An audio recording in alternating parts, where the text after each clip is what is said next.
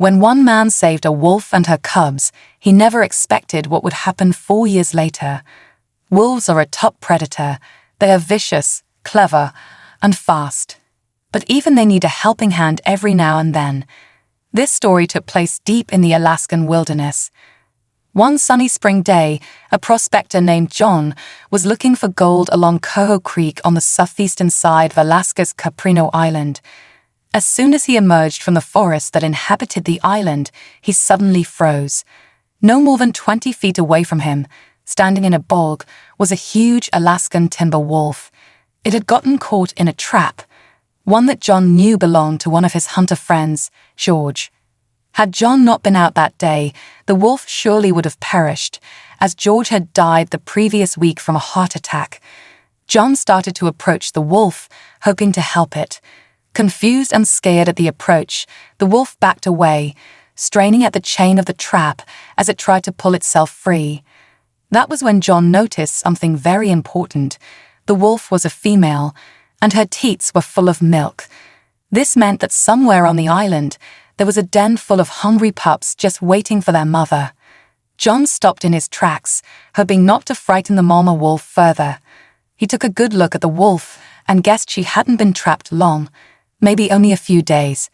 That was a good sign, as it meant her pups were probably still alive.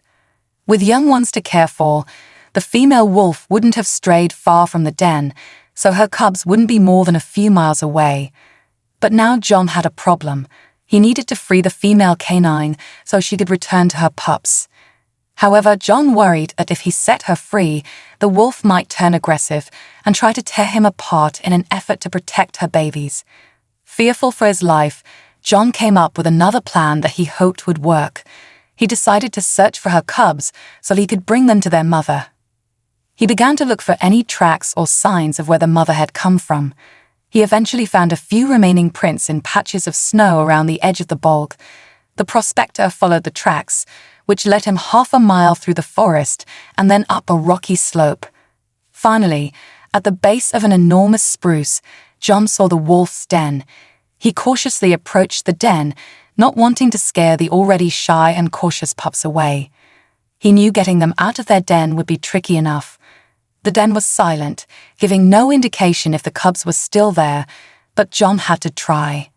To get their attention, he began imitating the call of their mother, a high-pitched squeak. Still, there was no sound or movement from the den. John didn't give up and repeated the calls. This time, 4 tiny pups appeared at the mouth of the cave. They slowly walked up to John and began suckling at his fingers. They couldn't have been more than a few weeks old and were obviously starving. One by one, John picked up the pups and placed them in his burlap bag. With the baby wolves securely in his bag, John turned around and headed back down the slope towards their mother.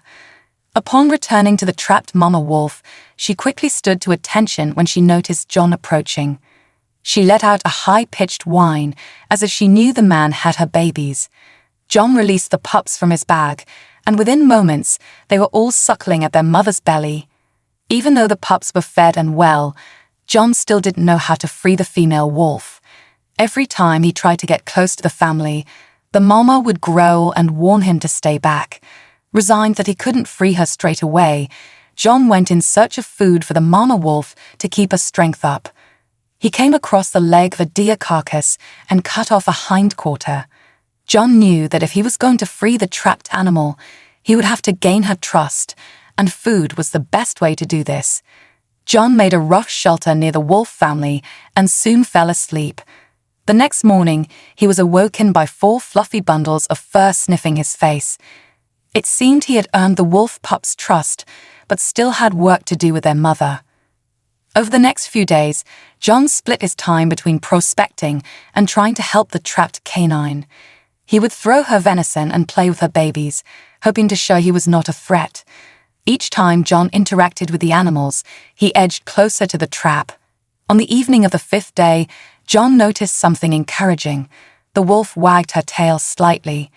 Delighted that it looked like the animal finally trusted him, John sat only 8 feet away from her, so close that if she had wanted to, the wolf could have snapped his arm with her jaws. the man drifted to sleep surrounded by the wolf family. The next day, John awoke to the sound of the pups nursing. He carefully petted them, greeting them, and to his surprise, the mother wolf didn't grow or move. Taking this as a good sign, John put his hand on the wolf's trapped leg. She flinched but didn't stop him. Finally, after days of trying to gain her trust, all of John's efforts were paying off. He examined the steel trap and saw that its jaws had only caught 2 of the wolf's toes. They were swollen and cut, but she wouldn't lose the paw, which was more than John had hoped for. He found the release catch and quickly pressed down on it. Now free, John expected the mama wolf to gather her pups and disappear into the woods. But she did something that shocked him. The wolf slowly crept up to the man and began to lick his hands and fingers. John was astonished. It went against all his knowledge about wolves, but he was more than happy to let it happen. After a while, the mother decided she was ready to leave. She gathered her pups and walked towards the forest. Before disappearing completely, she turned back to John, as if asking him to follow. John understood, gathered his belongings, and followed her. They eventually ended up at Kupenhof Mountain and came upon an alpine meadow. At the edge of the meadow, lurking in the shadows, was a wolf pack of around 9 adults and 4 nearly full-grown pups. The mama wolf and her cubs approached the pack, and after a few minutes of greeting, the entire family broke into howling. John watched from a distance, amazed. As night fell, John set up his camp. By the light of his fire, he could see multiple wolf shapes darting in and out of the shadows. But he wasn't scared. He knew they were simply curious about him. As dawn broke, John knew it was time to leave. He gathered his things while the mama wolf watched. As he reached the far side of the meadow, John looked back one last time. The mama wolf and her pups were sitting where he had left them, watching him.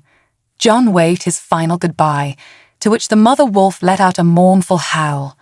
He then turned and descended the mountain, never expecting what would happen next. 4 years after this encounter with the wolves, John returned to Coho Creek after serving in World War II. As he walked through the familiar woods, something caught his eye. The rusted steel trap he had saved the mama wolf from all those years ago.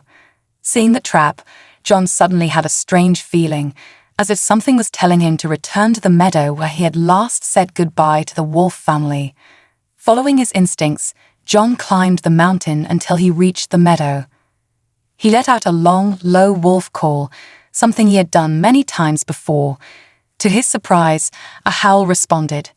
John called again, and once more a howl answered. Then he noticed a large, dark shape moving in his direction. As it crossed the meadow, John could see it was a timber wolf, but not just any wolf. It was the one he had saved. The wolf stopped just in front of John, her bushy tail wagging slightly. Then, as quickly as she had appeared, she disappeared into the woods again. John left the island not long after, and while he never saw the wolf again, the memory of her and her pups stayed with him for the rest of his life. Whether this story is true or not is unknown, but the magical experience of sharing a special bond with another animal is one many of us can relate to because of our own pets. What would you do if you came across a wolf in need? Let me know in the comments below. Don't forget to like and subscribe for daily inspiring videos. See you next time for more amazing stories.